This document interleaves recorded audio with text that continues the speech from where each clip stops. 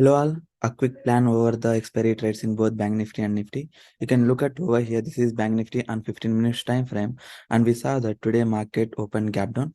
After that, it aggressively fell and crossed all-time high, which was previous all-time high, and entered into our region. Then what happened again? It shooted upside and it almost crossed previous aggressive resistance from where the sellers were aggressive. Now also when we look at over here, we can observe that Bank Nifty is in still bearish manner, not in bearish phase. Bearish manner means it is showing the bearish nature for the seller side. Now, if market opens gap up or flat, then we can look for sideways market first. Then we can plan for either buying side or selling side.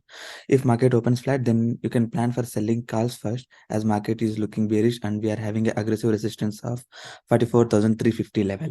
If it crosses 44,350 level, then we don't have to hold our calls more, because it may cross this resistance which is present 80H easily. Similarly, if it opens gap down, then wait for breakdown to this level to go for selling side till 43,400 also.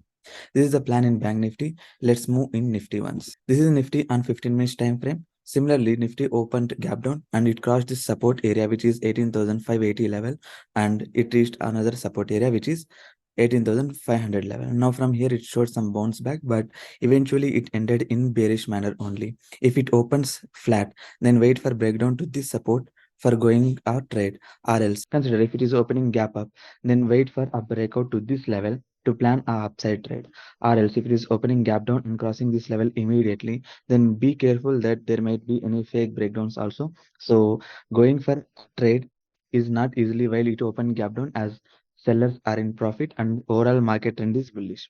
So this is a plan in Nifty and Bank Nifty. Let's see in Fin Nifty for intraday plan as well. Fin Nifty resistance was 19,480 level.